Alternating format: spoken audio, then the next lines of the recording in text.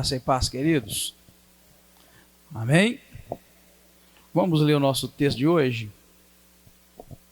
1 Samuel, capítulo 17.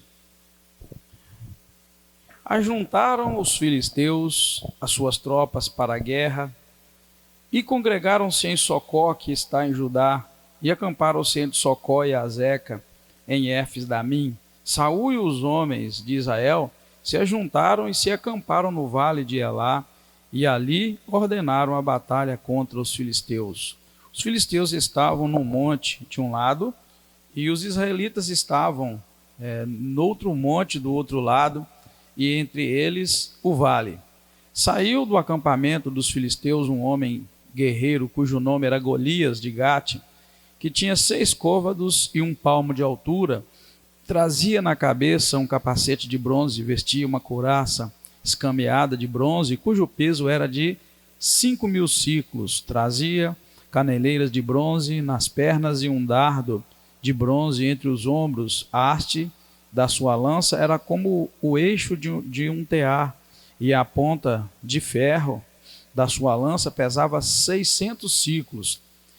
Diante dele ia o escudeiro. Parou, clamou às tropas de Israel e disse: por que saístes a ordenar a batalha? Não sou eu filisteu e vós servo de Saul?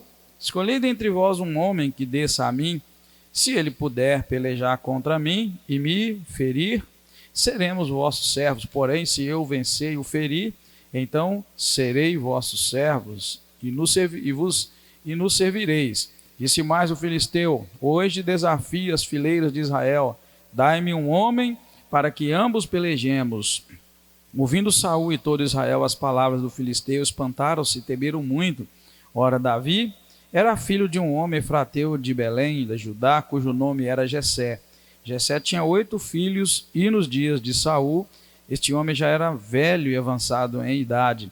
Os 3 filhos mais velhos de Jessé tinham ido com Saul para a guerra: Eliabe, o primogênito, o segundo Abinadab e o terceiro Samá. Davi era o mais moço. Os 3 mais velhos seguiram Saul.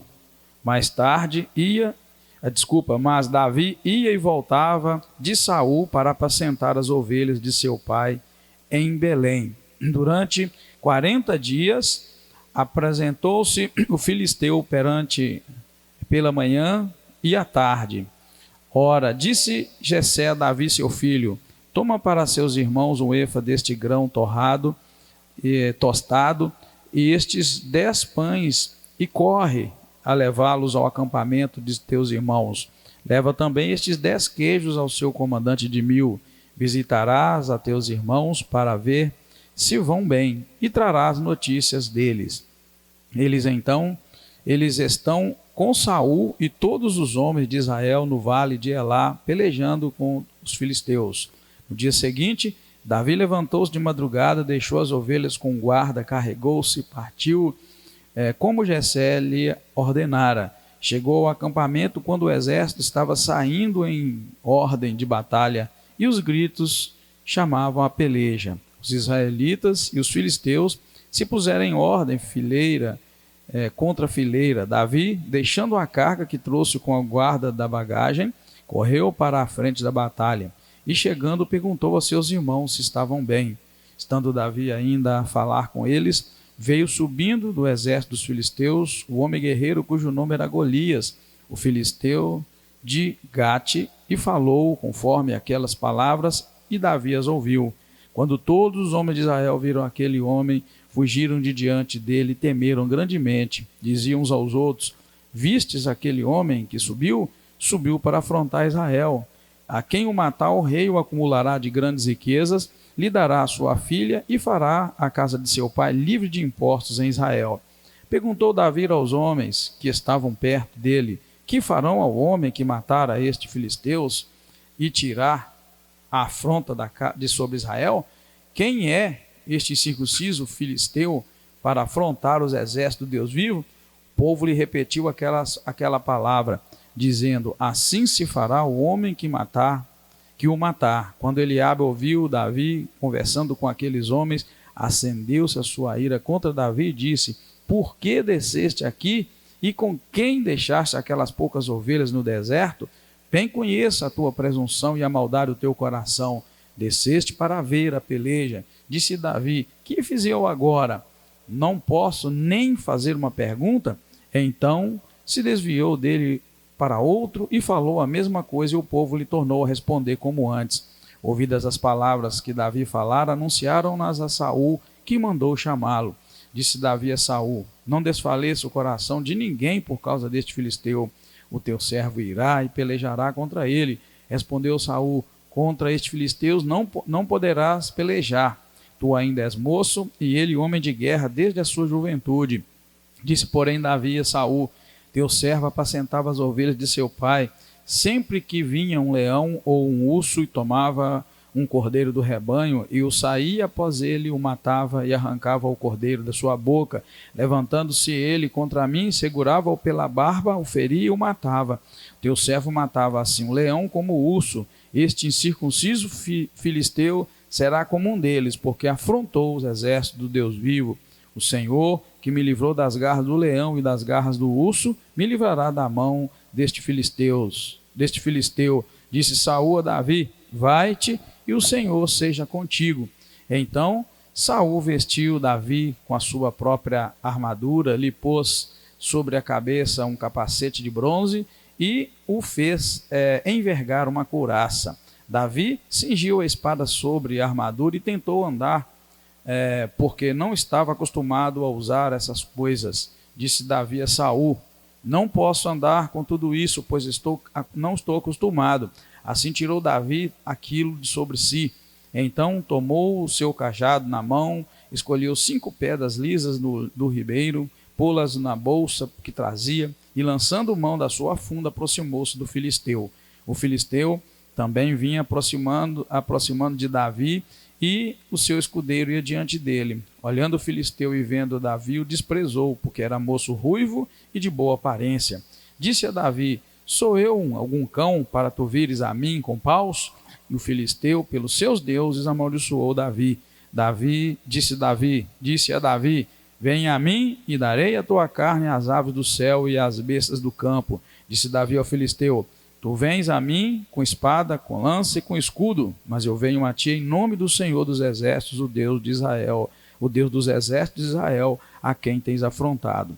Hoje mesmo o Senhor te entregará na minha mão, te ferirei, tirarei a tua cabeça e os cadáveres do acampamento dos filisteus darei hoje mesmo às aves do céu e às bestas da terra, e toda a terra saberá que há Deus em Israel.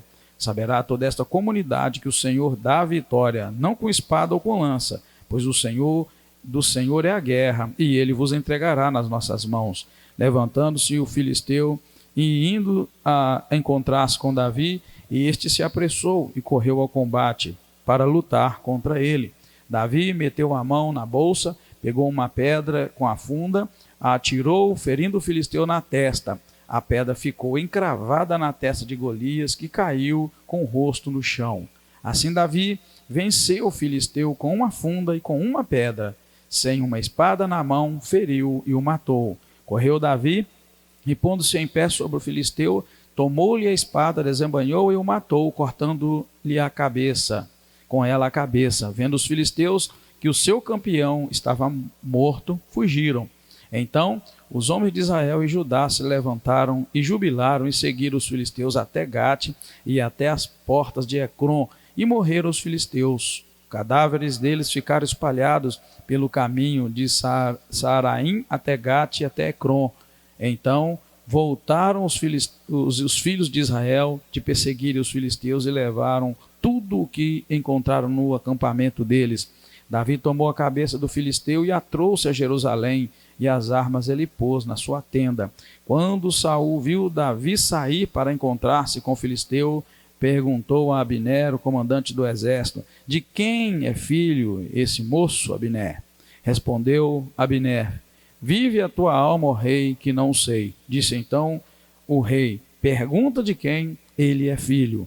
Voltando Davi, depois de ferir o filisteu, Abner o levou à presença de Saul, trazendo Davi na mão a cabeça do filisteu. Perguntou-lhe Saul: de quem és filho? jovem. Respondeu Davi: sou filho do teu servo Jessé, o belemita. Amém, queridos? Vamos orar mais uma vez nesse dia. Pai querido, muito obrigado.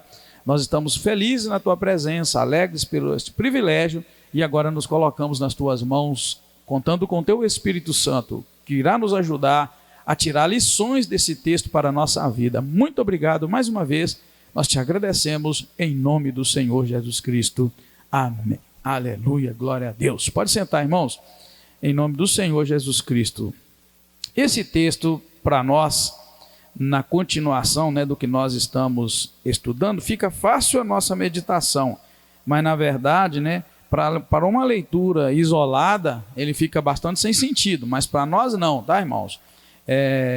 Então, o que nós encontramos neste capítulo 17? Na verdade, Davi vencendo Golias, Davi vencendo Golias. Os 3 primeiros versículos, vão mostrar para nós, a condição em que se encontrava, na verdade, aquele momento. Os filisteus se ajuntaram às suas tropas de guerra, e Saul ficou acampado de frente, um exército de frente do outro, irmãos. Então, a gente vai encontrar, na verdade, assim como das outras vezes, nunca partia de Saul a iniciativa, obrigado, irmãos, nunca partia de Saul a iniciativa, irmãos, de combater os inimigos, de combater os filisteus. Então é isso que nós vamos ver do versículo 1 ao 3, na verdade, que Saul fica quietinho com o seu exército de um lado, tem um vale, o povo e os filisteus do outro lado, e ele lá assistindo. Essa cena, quando a gente lê a Bíblia, quando eu li, eu já li isso antes, e vou relendo e relendo e relendo até fazer os slides. Era uma cena muito estranha, era um exército olhando o outro, na verdade, um de frente para o outro, e os versículos de 4 para baixo, vai mostrar de 4 a 11, vai mostrar o grande inimigo de Israel, que era o gigante, Golias, que na verdade ficava insultando, e a Bíblia narra que dia após dia, aquela cena se repetia, o exército de Israel junto com Saul de um lado, o exército dos filisteus do outro, e lá aquele gigante insultando Israel com aquelas palavras mais terríveis, Eu não sei aqui quantos, dos irmãos já jogaram bola, a gente chamava de peladinha, naquela época, aquele negócio que todo mundo chegava e todo mundo jogava. Tinha muito insulto às vezes, um time insultando o outro. Então o que eu imagino aqui é uma quantidade enorme de insulto, E outra vez aqui Saul parado, Saul esperando o quê, Mas nós vamos notar também, pela leitura que temos feito de 1 Samuel até então, nós vamos notar que o rei Saul ele ficava paralisado diante de uma circunstância, ele não tomava iniciativa. Tanto que mais atrás, o filho dele, Jonatas, resolveu quebrar o gelo e enfrentar o exército inimigo, e Deus começou a dar vitória.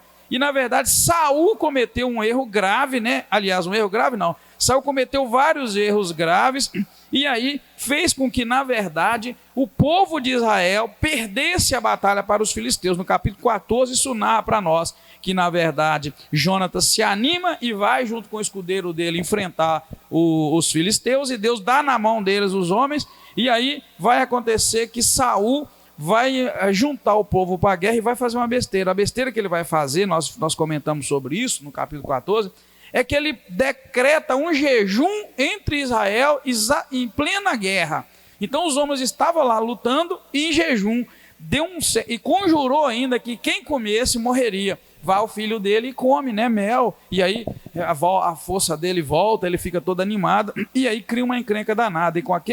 E com essa situação dos erros contínuos de Saul como rei, em especial no capítulo 14, quando ele comete esse erro, nós vamos nos dar conta que o capítulo 17 aqui existe exatamente por isso, por causa de falhas que aquele rei havia cometido, E agora então esse gigante confronta o exército de Israel, e ele propõe uma coisa má. Esse gigante era tremendamente alto, ele chega e propõe um duelo, para que o rei de Israel mandasse um homem lutar contra ele, e a regra era: se o filisteu gigante, o Golias, perdesse, os filisteus iam servir a Israel, perderam a guerra. Mas se por acaso o homem que Israel escolhesse para lutar contra ele perdesse, os israelitas seriam escravizados por ele, e era algo injusto. Por quê? Porque esse gigante, A Bíblia vai dizer as medidas desse gigante. O versículo 4 diz assim,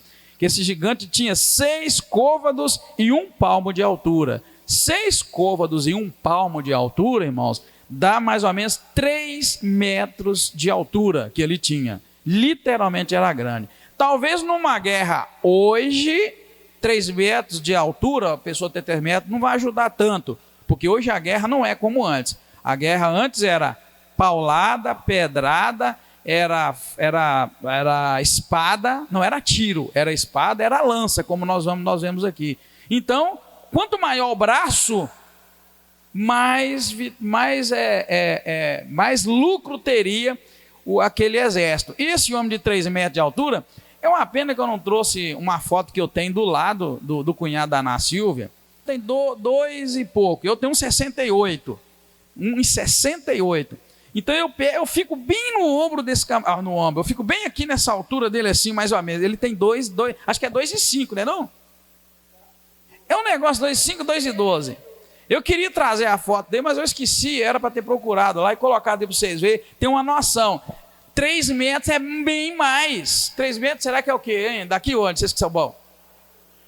Pois é, então vocês imaginam aí o ninja tem quanto, ninja? 1,80. O ninja de 1,80 diante de um camarada desse, de 3, na base do tapa, da lança, quem ia ganhar, quem ia perder? Não tem nem comparação. Eu queria ter pegado a foto, mas eu esqueci, gente. Eu fiquei mexendo com isso, na verdade, esvaziando o computador, passando tudo para um outro disco. Mas é só para os irmãos notarem que, às vezes, a gente faz uma leitura, a gente pensa que gigante também, talvez a gente pense que é da altura dessa igreja, o pé direito da igreja. Não é. Ele era 3 metros de altura, mas isso é um absurdo se você for pensar numa guerra, onde os camaradas vão lança, né, e paulada. O camarada tinha uma vantagem enorme, a altura dele era mais ou menos isso, 3 metros de altura, então vamos arredondar para 3 metros. A couraça que ele usava uma couraça, aqui fala escameada, que ela era como escama, a gente vê isso nos filmes, eram várias escamas para permitir o movimento, né? Então a couraça dela era de escama. E a Bíblia diz que ela era de bronze e pesava 57 quilos a 60, vamos arredondar para 60. Então, o que é 60 quilos, gente? Um pacote de arroz é quantos quilos? Um pacote de arroz é 5 quilos, então quer dizer que ele estava com o peso da roupa dele, era o quê? Era muito pacote de arroz que ele carregava, só a couraça dele, hein? Mas, muito mais, né, rapaz? Mas o saco de cimento não chega a isso. Então, é 50, né? Então, quer dizer, só a couraça dele, uma coisa que ele vestia, tal, de bronze, né? Bronze é muito pesado, os irmãos que conhecem bronze sabem. Antigamente tinha muitas coisas de bronze, mas o bronze é algo muito caro e se tornou raro. E tem mais um detalhe que eu anotei aqui. A ponta da lança que ele usa, só a ponta, não era a lança. A lança, vamos pôr lá, grosso modo, a lança é uma vara e lá na frente tinha uma ponta, na verdade, de ferro que era a ponta da lança dele. Só a ponta da lança dele pesava 7 quilos. É um pacote de arroz, mas a metade de um pacote, só aquilo. Segura um pacote de arroz na ponta de uma vara para você ver se você vai conseguir. Então é só para a gente ter uma noção, irmão, que de fato era algo muito difícil de um homem vencer, igual a proposta dele aqui, era enviar um homem de Israel para duelar com ele, quem ganhar, ganhou. E ele ia todo dia e insultava Israel. Isso, irmãos, é claro que a gente não tem tempo, o nosso estudo aqui também não tem a pretensão de ser um estudo profundamente teológico, mas se vocês notarem aqui, a história de Saul mostra um homem que não tinha fé, um homem incrédulo, um homem que até desonrava a liderança religiosa. E Davi, quando chega ali naquela hora e com aquele ânimo para vencer, a gente também, principalmente as irmãs que dão aula para a escola infantil, é muito bom saber isso.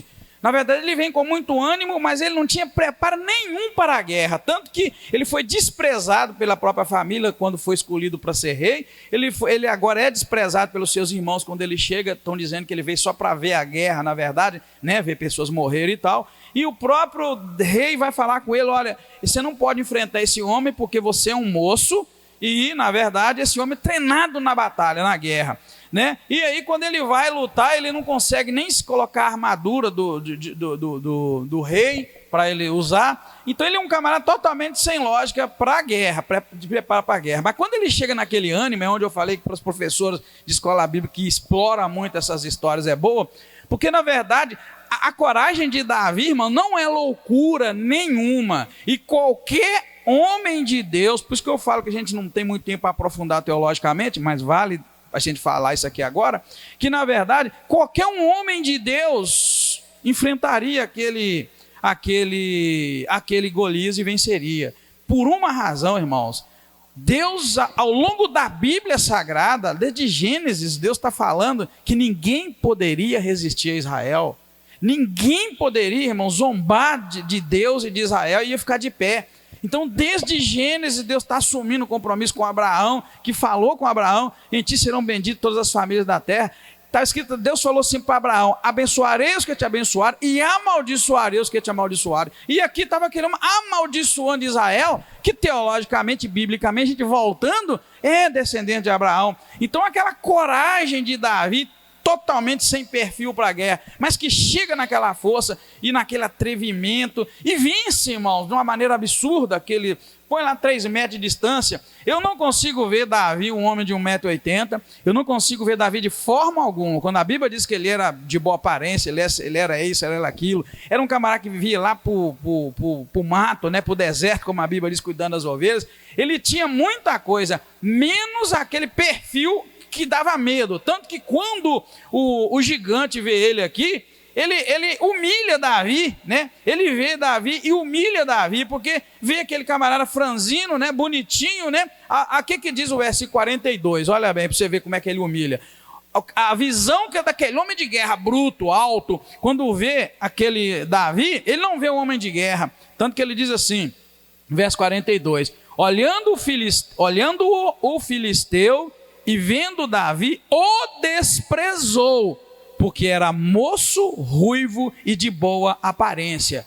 Isso aí, irmãos, tem muita coisa embutida aí, porque não assustou ninguém. Davi não assustava ninguém. E muito menos Davi era igual a alguns outros soldados lá, porque aquele homem desprezou ele, e a Bíblia frisa, porque era moço, ruivo e era de boa aparência. Então, meus irmãos, quando ele chega ali, e Davi com aquela ousadia toda, é lógico, então a gente tem que entender o que aconteceu com Davi, e entre aspas, é extremamente natural, porque Davi conhecia a história de Israel, a história da Bíblia, e sabia que não era ele que ia vencer é o Deus da história de Israel, que lá atrás falou: vou amaldiçoar quem te amaldiçoar.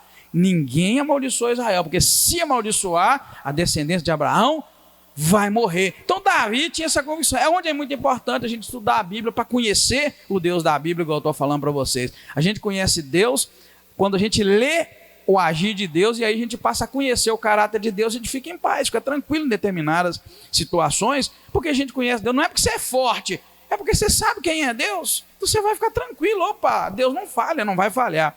Então, irmãos, está vendo? Esse grande inimigo que afrontava Israel, né, era esse gigante, 3 metros de altura, couraça pesando quase 60 quilos. O Ageu pensou bem, um saco de cimento é 50, então era mais pesado. A ponta da lança dele pesando 7 quilos, e um pacote de arroz, um pacote de açúcar, com mais outra metade, que em geral a gente acha ele, o tamanho maior é de 5 quilos, só a ponta da lança. Era algo impossível. Então esses versículos vão traçar isso para nós. E depois, né, o versículo 12 ao 37, vai mostrar Davi, quem era ele, né, que se oferece para derrotar, mesmo não sendo um soldado do exército. Sai alguém lá do meio das ovelhas, vê aquela afronta e fala: eu vou lutar contra esse homem, me manda que eu vou. E aí todo mundo assusta. Por que será que o exército inteiro de Israel e o próprio Saul estava recuado? Irmãos, eu tenho certeza absoluta, quando uma pessoa vive em pecado, ela não sabe o quanto Deus pode agir a seu favor. É o que estava Saul, é o que estava todo Israel. Esperando o quê? Esperando morrer, né? Esperando a batalha chegar até eles e eles morrerem. Então, queridos, quando esse Davi surge, né? Aí vai mostrar a história, o desenrolar todo, né? Tem um detalhe aqui que nós vamos encontrar depois, que é muito importante para nós no versículo 15, que diz, 14 e 15, que diz que Davi era o mais moço da sua casa, né? Os três mais velhos seguiram Saul na batalha, mas Davi ia e voltava de Saul para apacentar as ovelhas de seu pai em Belém. Isso é um detalhe importante, porque o capítulo anterior vai mostrar para nós que Davi estava a serviço de Saul, tocava a harpa para que Saul se acalmasse daquele espírito maligno. Agora o texto daqui está dizendo que Davi ficava servindo Saul, ia na casa do pai dele e voltava, ia para apacentar as ovelhas do pai dele e voltava. Era como se ele tivesse dois ofícios: o de pastor, que é o que cuidava das ovelhas do pai, ele ia lá de tempos em tempos, fazia isso, e o oficial do rei, que tocava a harpa para que o Saul fosse liberto daquele demônio, e que também era o escudeiro do rei. É o que a Bíblia narra para nós. Então a gente vai completando a história, que parecia ser uma história lá largada, isolada, e não era, né? Um detalhe é que o pai dele era muito avançado em idade, né? O versículo 12 vai dizer para nós também. Mas enfim, aí Davi, quando vê aquelas afrontas, ele entra e se oferece para a guerra. E o mais bonito, irmãos, é que Davi chega conhecendo essa questão bíblica teológica que eu disse, que aquele gigante já estava amaldiçoado por Deus, porque Deus falou: abençoarei os que te abençoarem e amaldiçoarei os que te amaldiçoarem. É por isso que até hoje a gente aconselha que povo nenhum, que nação nenhuma amaldiçoe Israel. Quem se mete contra esse povo escolhido de Deus, biblicamente, quem conhece, sabe, é melhor ficar de fora. E se você notar, eles encrencam com tudo quanto é país, mas não é todo mundo que se mete com Israel, não. Hoje o povo de Israel ainda é um povo que as pessoas respeitam, e a promessa de Deus é válida e vai valer eternamente, o compromisso que Deus fez com Abraão, com Isaac e com Jacó. Então, irmãos, ele chega dizendo, né, com muita ousadia, verso 26, quem é este incircunciso filisteu para afrontar os exércitos do Deus vivo? Por que ele fala aquilo, sendo que ele estava lá no meio do mato cuidando de ovelha, ele não era soldado, ele não é de guerra, ele não tinha que procurar briga com ninguém? É porque ele conhece, como eu disse para vocês, irmãos, quando você conhece o modo de Deus agir, você fica em paz, você fica tranquilo. A guerra não é nossa, a guerra é do Senhor, a vingança pertence ao Senhor. Em todo o tempo aí a gente aprende a descansar, né? Então ele se oferece para derrotá-lo. Havia ali também eu esqueci como é que a gente chama isso, né? Uma recompensa para quem vencesse Golias.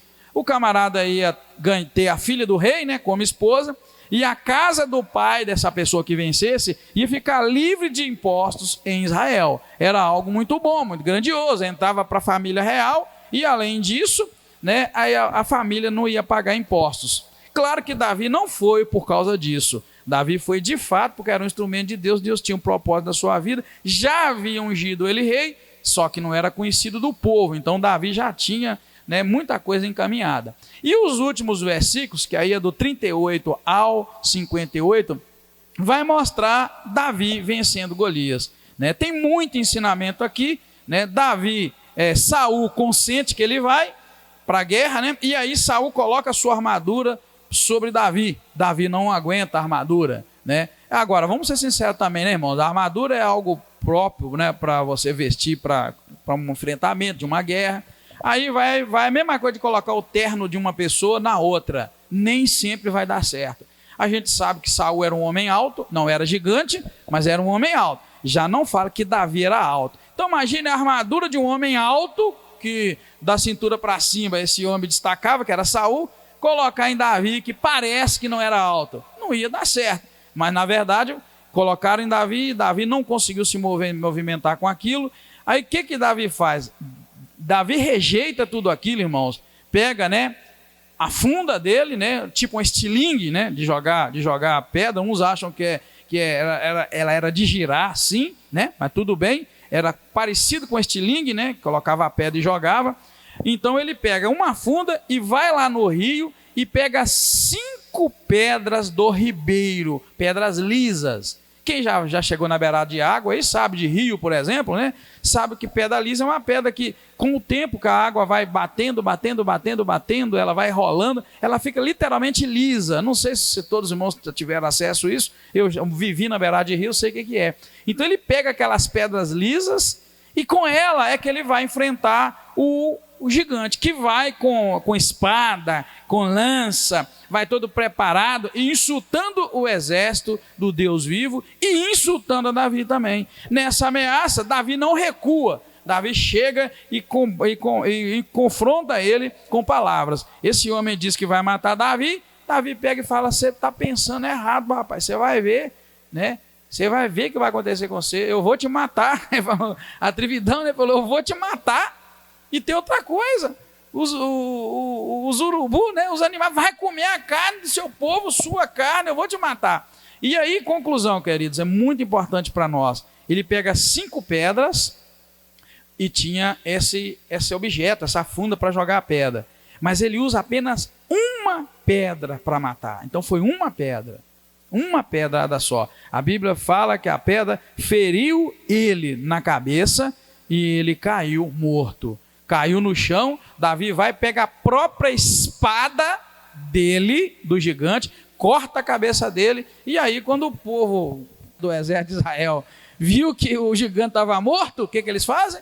Pula na guerra. Opa, vamos lá, né? Vamos lá, vamos brigar também. É fácil depois que o camarada enfrenta a onça, né? Vamos embora, vamos matar. E vão. E aí dá uma carnificina ali, Israel é vitorioso. Mas é muito importante a gente notar essas coisas. Agora, um detalhe. Davi pegou a lança do próprio rei, né? Do próprio Golias, né? E matou. Então Davi não era um camarada muito fraquinho também. Exatamente, tá? Então são coisas que a nossa cabeça tem que funcionar. É muito bom ver filme, ver desenho. Eu amo ver esse filme, mesmo com coisas erradas, irmãos, para eu poder ter uma noção melhor. Por isso, eu ia trazer uma treina, eu esqueci totalmente de trazer para a gente medir 3 metros, para vocês terem uma noção comparada com a gente, mas tudo bem, aqui deve ser 3 metros, como os irmãos disseram. E aí a gente vai somando essas coisas. Então Davi não era um gigante e nem era tão alto quanto o rei Saul. Fora disso, a Bíblia não fala, então não é. Senão teria dito, né? Como a Bíblia faz questão. A Bíblia é muito, irmãos, precisa quando quer dizer número, tamanho, ela tem isso aí. Quando não quer, aquilo torna-se algo que você pode entender. Então, não era tão gigante como Golias e nem era tão alto como Saul. Mas uma coisa ele tinha. Ele disse, não é mentira. Ele diz no versículo 35 que ele segurou um leão pela barba e o matou, e afugentou, e também a ursa. Então ele também era um camarada, pode que ele não tinha aparência física de grande nem de forte, mas tinha nele um poder de Deus que fazia com que ele matava leão, matou ursa, e sem dúvida agora ele matou. E pegou aquela espada, que não era pequena, não fala aqui, pegou o tamanho, pegou aquela espada. A lança a gente sabe que a ponta de ferro dela era de 7 quilos, que é um pacote de arroz, né, com mais uma metade ainda, que eu estou dizendo, na ponta lá. Pegou aquilo, quer dizer, com aquilo ele cortou a cabeça do gigante. Então, de fato, ele era um camarada extraordinário, né? Não era aquilo tudo que os outros eram, mas ele era extraordinário e cheio do poder de Deus para poder fazer Israel vitorioso. Então ele faz isso, ele pega e mata um homem tão grande como esse, não é fácil, né? Ele fez isso, fez essa pureza, e ainda saiu carregando a cabeça ainda, né? Davi, dos versículos 54, diz que ele tomou a cabeça do filisteu e a trouxe a Jerusalém, e as armas dele pôs na sua tenda. Imaginem, irmãos, que troféu, hein? Camarada pegar as armas de um homem gigante daquele e deixar aquilo lá, troféu, né? E como também não deve ter corrido, nós vamos ver a história de Davi, como deve ter corrido o terror, o temor e o medo de Davi na guerra, né? De fato ele era um homem tremendamente usado por Deus. Dá para você lembrar de um juiz, de um libertador de Israel lá para trás, que também tinha o poder de Deus sobre ele, e ele tinha força para matar muitas pessoas, muitos homens, que era Sansão, né? Sansão era um homem muito forte, e a força dele, né, o segredo para a força dele estava no cabelo, né, que ele não podia nunca cortar. Então a gente vê isso, irmãos, tá? Que com fé no Senhor dos Exércitos ele vence o gigante com uma pedrada, né? Aí os soldados entram na batalha, Israel vence, né, os filisteus, mas na verdade começa a ir devagarinho, né?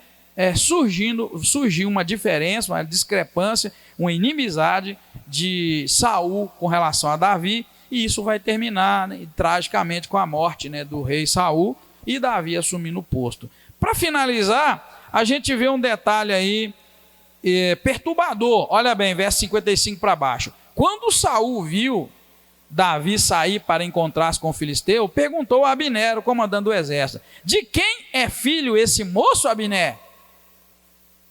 Espera aí, ele não sabia lá atrás que Davi era filho de Jessé? Ele não mandou perguntar quando o servidor do rei falou para ele: olha, rei, tem um camarada aí que toca muito bem, e quando ele começa a tocar, ele toca, vamos chamar ele para tocar para você, e aí você ficar livre da sua perturbação, capítulo 16. E agora ele vem e pergunta, logo um capítulo depois ele pergunta, de quem que esse menino é filho? Ele sabia que era filho de Jessé, e agora está perguntando. Eu quero que você preste atenção nisso. De quem é filho esse moço, Abner? E Abner respondeu: olha, vivo tua alma, ó rei, mas eu não sei. Então disse o rei: pergunta de quem ele é filho. Aí voltando Davi de ferir o filisteu, Abner trouxe Davi até ele, né, com a cabeça do filisteu nas mãos, e perguntou Saul: de quem és filho, jovem? E ele responde: Davi, sou filho de teu servo Jessé, o belemita. O que você pensa disso? Esqueceu, não sabe quem é o menino trabalhou para ele, o menino tocava, ele amou Davi, a Bíblia diz que ele chegou a amar Davi muito, né? Tão amizade dele foi tão grande que ele o amou, capítulo 16, verso 21, assim Davi veio a Saul e esteve perante ele. Saul o amou muito e o fez seu escudeiro. Então Saul mandou dizer a Jessé, olha bem, capítulo 16, verso 22, deixa estar Davi perante mim, pois achou graça aos meus olhos. Verso 23, sempre que o espírito maligno da parte de Deus vinha sobre Saul, Davi tomava a harpa e tocava. Então Saul sentia alívio e se achava melhor, e o espírito maligno se retirava dele. Aí no capítulo seguinte ele já não sabe nem quem é Davi e manda perguntar quem é o pai de Davi. A única explicação para isso, meu, sabe o que é? Lembra aqui no capítulo 16, claro que isso passa anos e anos, via um espírito maligno e atormentava a mente dele.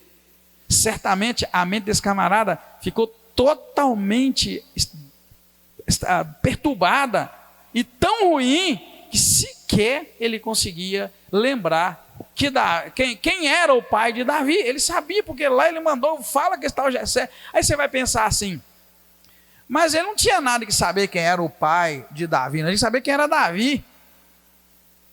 Mas mesmo assim, você vê a perturbação na vida do camarada. Será mesmo que ele não tinha que saber do homem que Deus usava, o pai do homem que Deus usava para poder tocar e ele ser livre e ser liberto?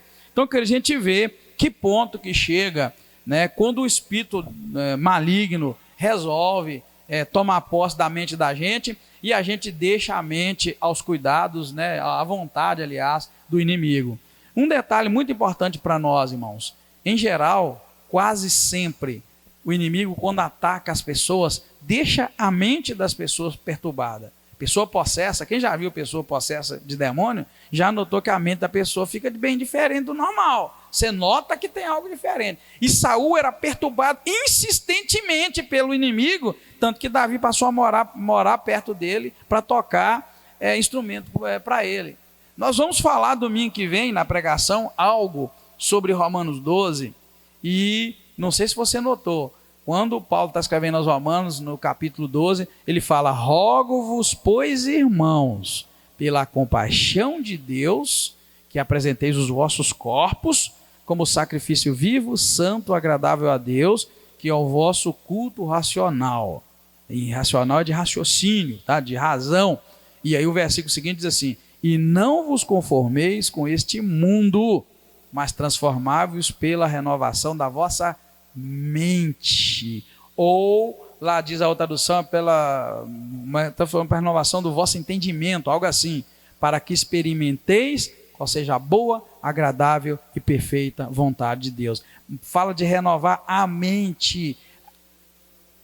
Em entendimento, a mente, queridos, é a sede das nossas emoções.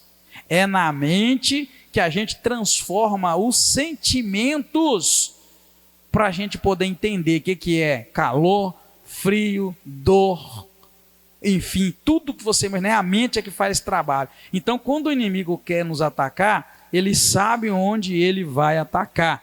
Ele vai atacar a mente da gente. Ele atacou a mente, ele consegue muita coisa. Teve um camarada que chegou a escrever assim: mente desocupada é oficina do diabo. E eu diria que desocupado ou não, ela é a oficina do diabo. É na mente que a gente, irmãos, transforma as coisas em atitude. É na mente.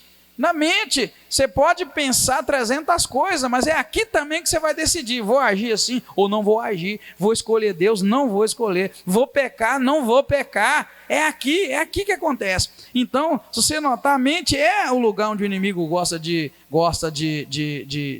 nos usar, né? De usar. E Davi, irmão, foi um instrumento de Deus para poder ajudar Saul a livrar dessas perturbações que vinham sobre ele, e certamente aquilo foi corroendo, maltratando, machucando, ao ponto da mente dele agora sequer lembrar de quem ele era filho, e manda perguntar de quem que esse camarada é filho. E aí ele diz, o próprio Davi diz de quem ele é filho, sendo que já lá atrás, né, já sabia. Só para você prestar atenção.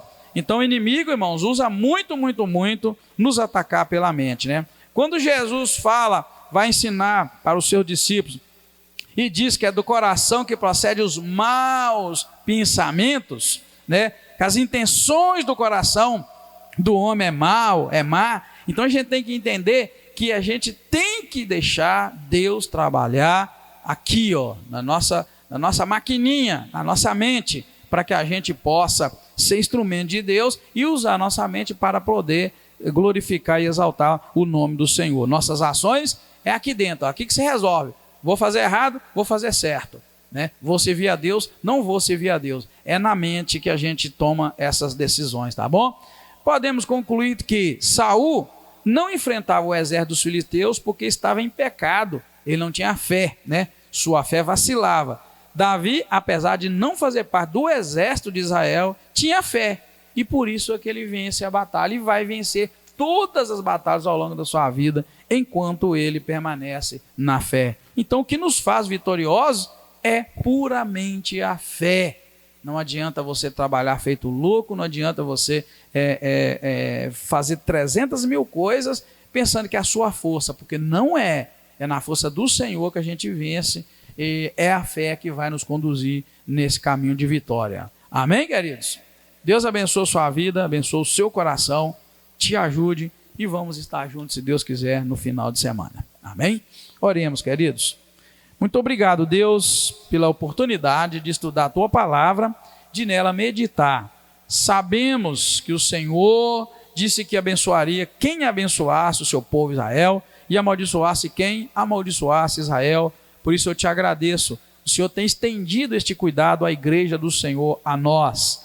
Ajuda-nos a viver, ó Deus, confiantes nas promessas do Senhor e debaixo da Tua graça e da Tua misericórdia. Muito obrigado mais uma vez. Eu te agradeço e peço que o Senhor nos leve em paz, guardados pela Tua mão poderosa. Muito obrigado. Nós te agradecemos em nome do Senhor Jesus Cristo. Amém. Aleluia. Obrigado, querido. Boa noite. Nós vamos estar juntos no domingo, se Deus quiser. Deus abençoe em nome de Jesus.